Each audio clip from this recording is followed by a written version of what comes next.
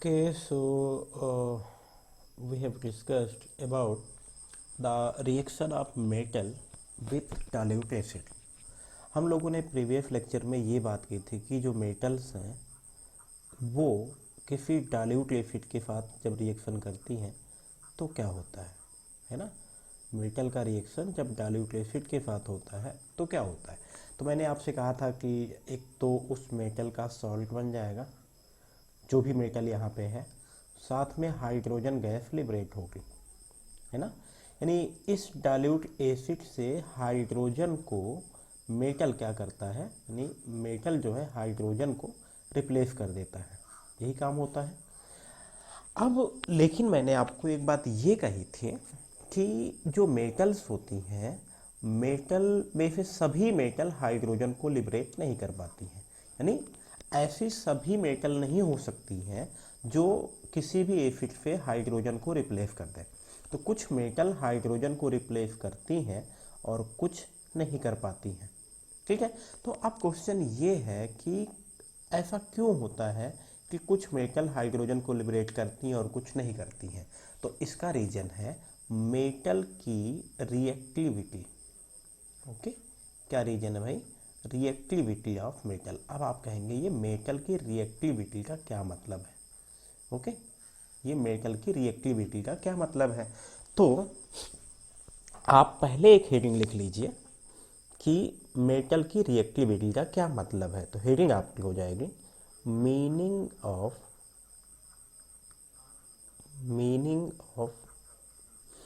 Reactivity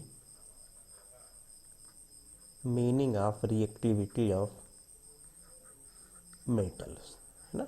metal की जो reactivity है इसका क्या मतलब है। तो मैंने आपसे पहले भी कहा है कि जो मेटल्स होती हैं ये बाय नेचर कैसी होती हैं, इलेक्ट्रोपॉजिटिव नेचर की होती हैं।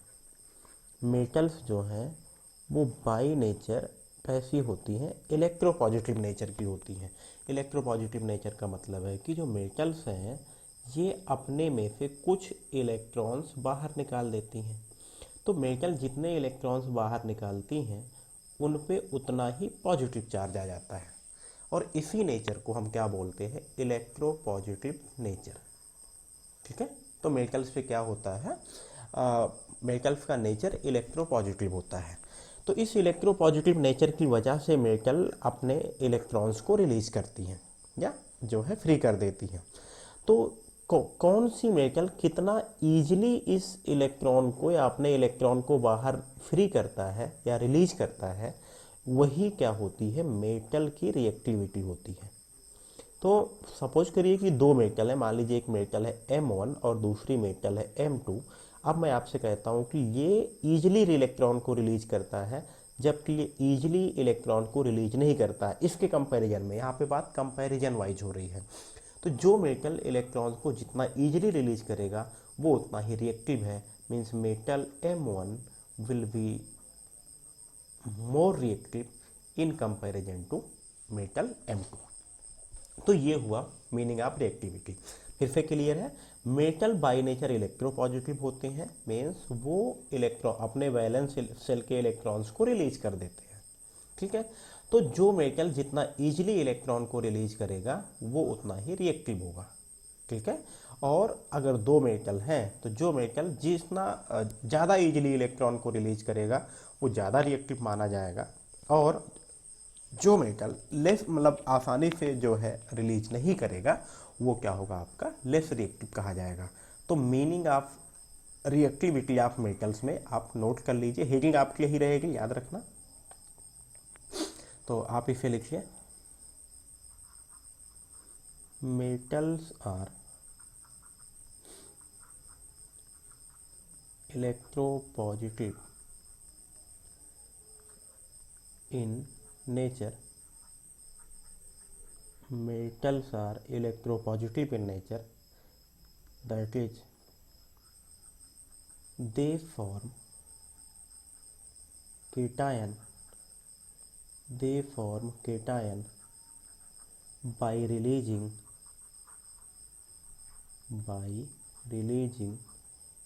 इलेक्ट्रॉन्स, है ना, बाय रिलीजिंग इलेक्ट्रॉन्स। वो क्या करता है, इलेक्ट्रॉन्स को रिलीज करके कीटोन का फॉर्मेशन करते हैं। ये मतलब है इलेक्ट्रोपॉजिटिव नेचर का। अब इसका मतलब है, इसके बाद आप क्या लिखेंगे, reactivity of metals, reactivity of metals means that how easily a metal can release electron, how easily a metal can release electron। Okay, उसके बाद क्या है, आगे देखिए कि a more reactive metal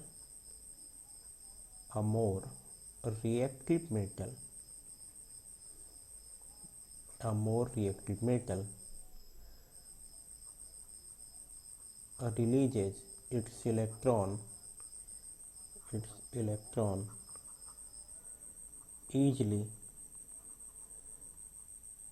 easily in comparison to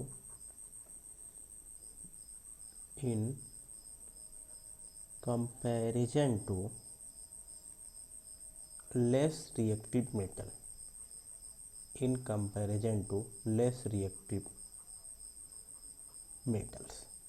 ठीक है, तो जो ज़्यादा रिएक्टिव मेटल है वो लेस रिएक्टिव मेटल के कंपैरिजन में अपने इलेक्ट्रॉन्स को ज़्यादा ईजिली जो है वो रिलीज कर देगा।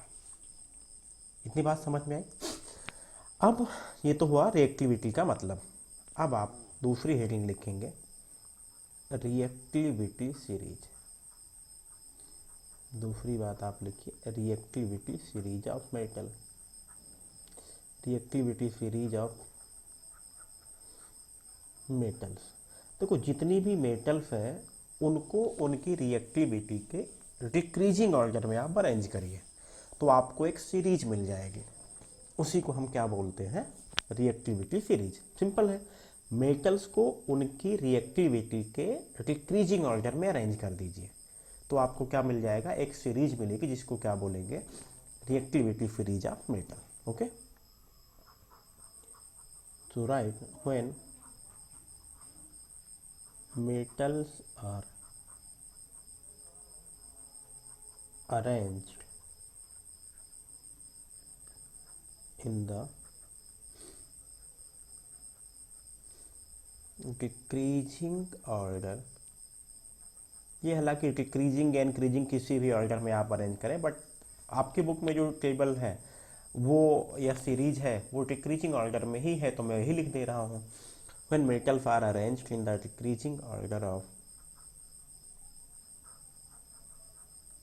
their reactivity,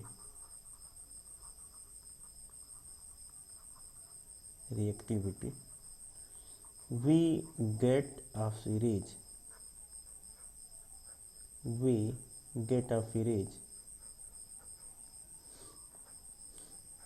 which is known as reactivity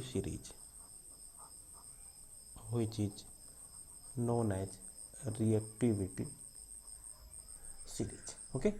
और ये रिएक्टिविटी सीरीज मैं आपको बता दे रहा हूँ कि ये रिएक्टिविटी सीरीज कैसी है। ओके, तो इस रिएक्टिविटी सीरीज आपको ऐसे टॉप टू बॉटम ऐसे बनाना होता है। इसको रिएक्टिविटी या एक्टिविटी सीरीज कुछ भी बोले, मैं एक बार एक्टिविटी भी लिख देता हूँ, इन एक्टिविटी सीरीज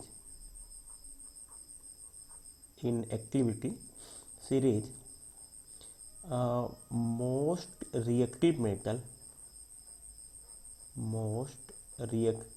मेटल्स यानी जो जिनकी रिएक्टिविटी सबसे ज़्यादा होगी, are placed at the top, सबसे ऊपर है ना, are placed at the top, while least reactive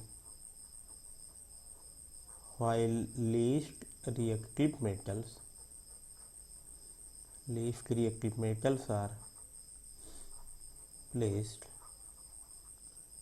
at the bottom, यानी जिनकी रिएक्टिविटी सबसे ज़्यादा है उनको कहाँ पे रखा है, टॉप पे, और जिनकी रिएक्टिविटी कम है उनको कहाँ पे रखा है, बॉटम पे। अब आप ये रिएक्टिविटी फ्रीज देख लीजिए। देखो मैं यहाँ पे सिंबल ही लिख रहा हूँ। सबसे पहले लिथियम, यानी सबसे ज़्यादा रिएक्टिव ये है। लिथियम के बाद पोटेशियम, पोटेशियम के बाद फिर बेरियम, बेरियम के बाद आप लिखेंगे सोडियम, सोडियम से कम रिएक्टिव आपको मिलेगा कैल्शियम, फिर मैग्नीशियम, फिर एल्युमिनियम, देन जिंक। उसके बाद जिंक के बाद आपको मिल जाएगा आयरन, आयरन के बाद मिलेगा आपको निकेल, और उसके बाद टिन, फिर आपको मिल जाएगा लेड, उसके बाद हाइड्रोजन, फिर इसके नीचे आपको मिलेगा Cu कॉपर, Hg, इसके आगे आप मतलब इसी के आगे यानी ये Hg के नीचे है ना, Hg के बाद आपको मिल जाएगा Ag, Au और प्लेटिनम, यानी सिल्वर, गोल्ड और प्लेटिनम। ठीक है, ये मेटल्स आपको मिल जाएंगे। इस तरह से ये है। यहाँ पे नीचे नहीं जगह था ना, Cu और Hg के बाद ये जो है यहाँ पे आगे है, तो आप ऐसे सीधे लिखेंगे। इसका मतलब है कि ये जो है इस तरह से रिएक्टिव, यानी जो सबसे ज़्यादा रिएक्टिव है सबसे ऊपर रखे गए हैं, और जो सबसे नीचे हैं इनकी रिएक्टिविटी सबसे कम है। ठीक है, इतनी बात समझ में आई। अब इसके बाद हम बात करते हैं कि अगर ये रिएक्टिविटी फ्रीज हमने पढ़ भी ली तो इससे हमें क्या फ़ायदा है। ओके, इससे हमें फ़ायदा क्या है, तो इससे चलिए हम लिख लेते हैं यूजफुलनेस ऑफ रिएक्टिविटी फ्रीज क्या है इसमें। तो चलिए इसमें अब यूजफुलनेस आप लिख लीजिए, यूजफुलनेस ऑफ रिएक्टिविटी फ्रीज, क्या यूज है reactivity freeze.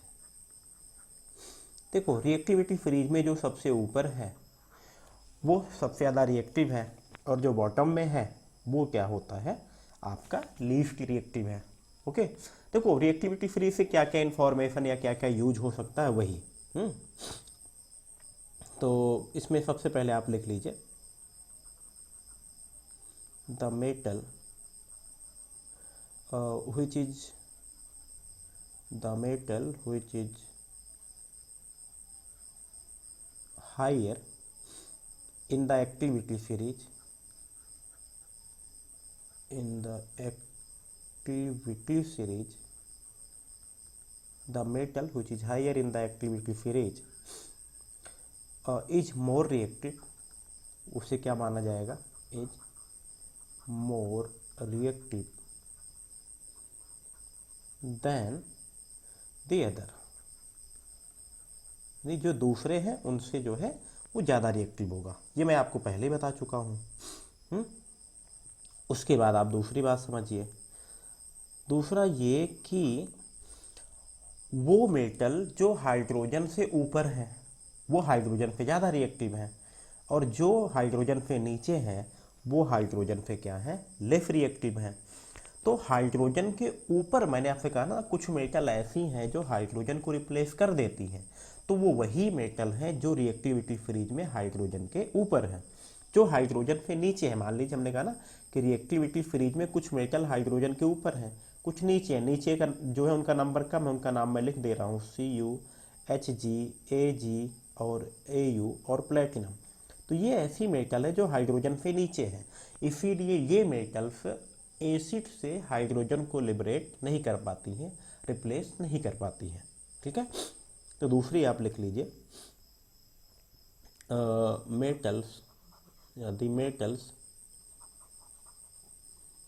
which have been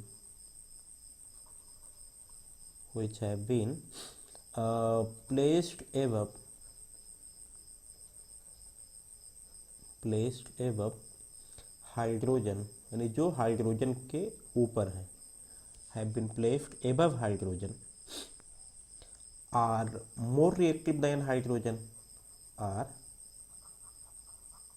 more reactive than hydrogen, and these can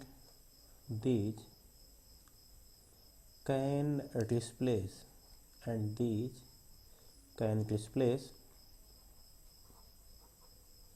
hydrogen, can है लिखा है भाई, these can displace hydrogen from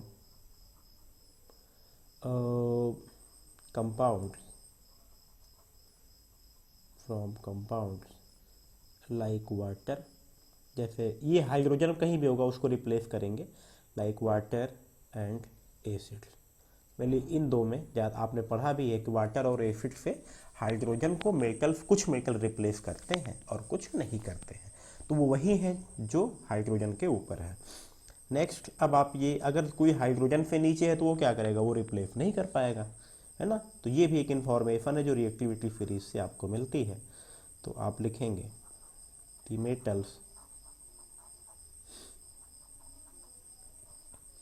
which are placed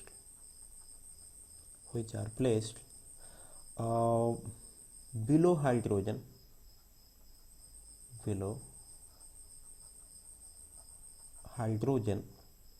are less reactive,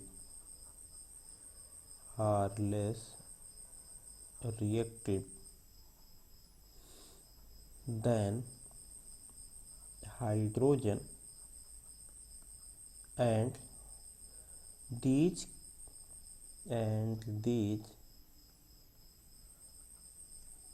cannot displace hydrogen,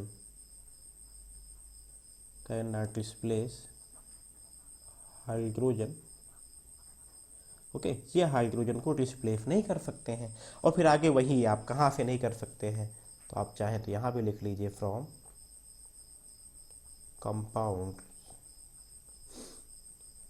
like water and acids. तो ये water या acid से जो है हाइड्रोजन को रिप्लेस नहीं कर सकते हैं, ठीक है।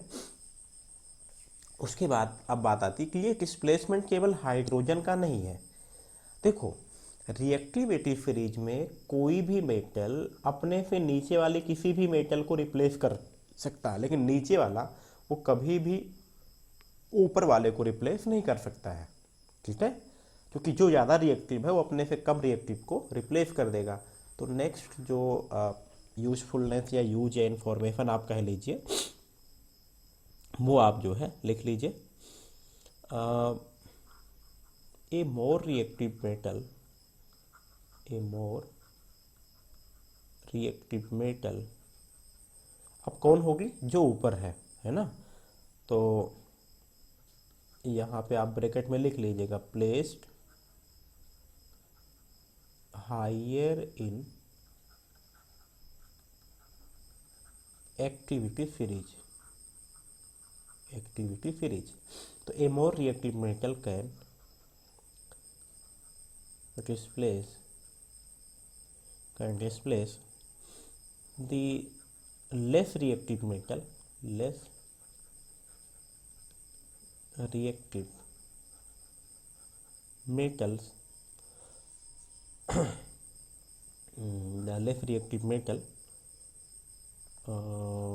from its solution, उसके सॉल्यूशन से उसको डिस्प्लेस कर सकता है, ओके। अच्छा, एक बात और आपको मैं बता दूं, जो मेटल ज़्यादा रिएक्टिव होती है वो मेटल अर्थ में या अर्थ क्रस्ट में फ्री स्टेट में नहीं रहती हैं। भाई हमें सभी मेटल कहाँ से मिलती हैं, अर्थ क्रस्ट में सभी मेटल मिलती हैं। तो अर्थ क्रस्ट में मेटल दो तरीके से मिलती हैं, एक तो फ्री स्टेट में यानी अकेले किसी के साथ जुड़ती नहीं है, और दूसरा होता है कंबाइंड स्टेट, यानी कि ये किसी दूसरे एलिमेंट के साथ कंबाइंड होके मिलती हैं, ओके। तो आप इसमें लिखेंगे least reactive metals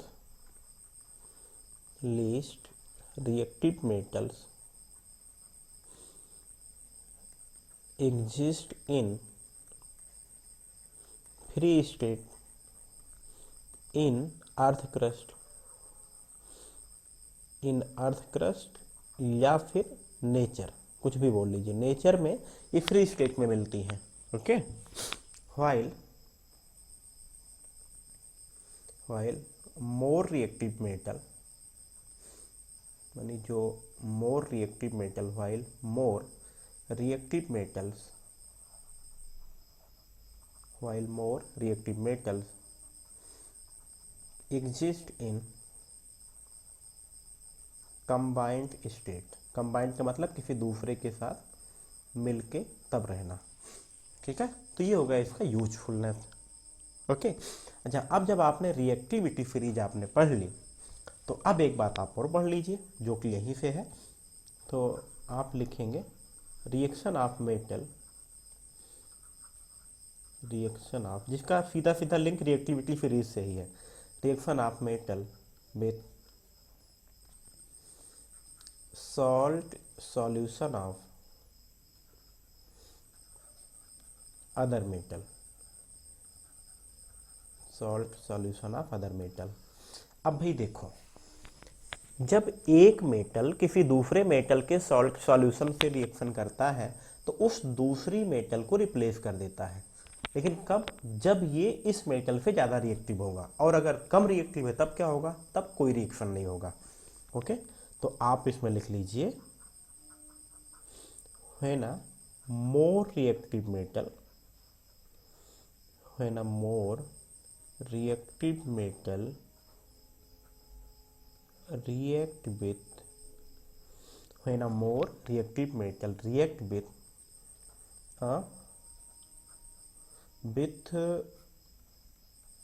salt solution of, with salt solution of less reactive metal, less reactive metal, then तब क्या होता है? Then more reactive metal, then more reactive metal displaces less reactive metal. यानी जब ज़्यादा reactive metal less reactive metal के salt solution पे reaction करेगा तो जो मोर रिएक्टिव है वो लेस रिएक्टिव वाले को रिप्लेस कर देगा। ओके, इसको आप ऐसे अगर आप इलस्ट्रेट करना चाहें तो मान लीजिए कि सपोज करिए हमारे पास है मेटल ए, और मेटल ए किसके साथ रिएक्शन कर रहा है? Salt solution of metal B. तो अब क्या होगा? जो मेटल ए है वो मेटल बी को रिप्लेस कर देगा, क्योंकि मेटल बी क्या है? लेस रिएक्टिव है। तो क्या हो जाएगा? तो बी की जगह पे ए आ जाएगा, तो क्या यहाँ पे क्या हो जाएगा? Salt of metal A, metal A का सॉल्ट बन जाएगा प्लस मेटल बी, वाह, फ्री हो जाएगा। ठीक है, तो अब आप यहाँ पे देखिए, यहाँ पे कंडीशन क्या है कि metal A is more reactive,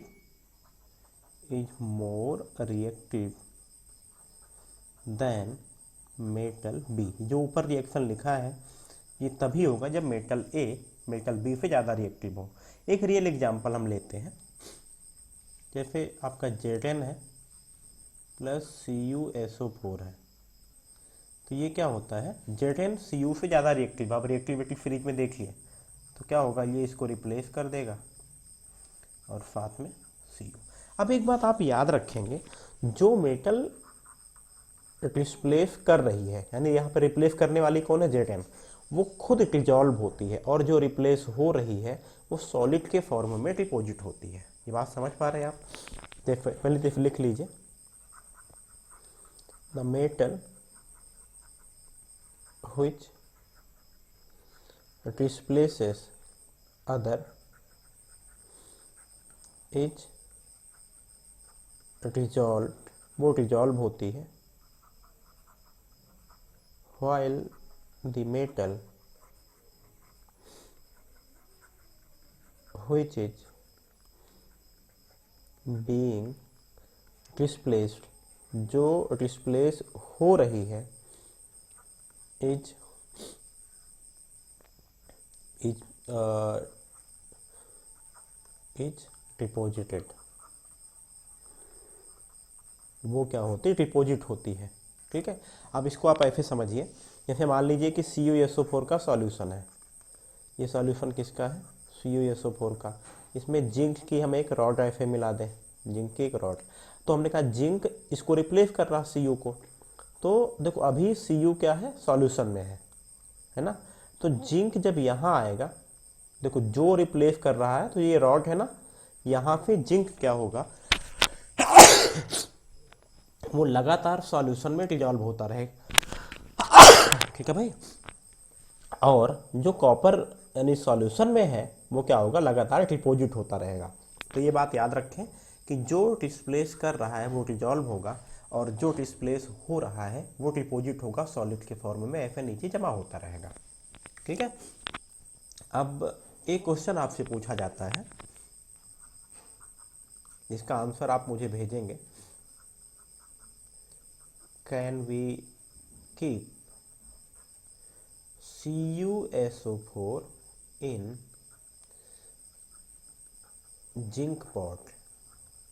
आपको रीजन के साथ लिखना है, गिव रीजन, यस या नो जो भी है उसका रीजन आप लिखिए, यानी जिंक, क्या हम CuSO4 को जिंक पॉट में रख सकते हैं। ओके, पहला क्वेश्चन ये है। दूसरा, मैंने एक रिएक्शन लिखा Cu plus J10SO4, CuSO4 plus J10, और दूसरा हमने लिखा J10 प्लस CuSO4, और हमने लिखा यहाँ पे J10SO4 प्लस Cu। तो इसमें से आपको ये बताना है कि क्यों, कौन सी रिएक्शन पॉसिबल है और क्यों। तो which reaction is possible and why, कौन सी, दोनों में से कौन सी रिएक्शन पॉसिबल है और क्यों। तो इसका आंसर आप देंगे। ओके, आगे की बातें हम लोग एक अलग लेक्चर में, अगर आपको नहीं आता तो आप पूछिएगा, आता है तो आप आंसर भेजेंगे तभी मैं चेक करके बता पाऊंगा, और नहीं आता तब भी आपको पूछना पड़ेगा, तभी मैं इसका आंसर आपको दूंगा। ठीक है।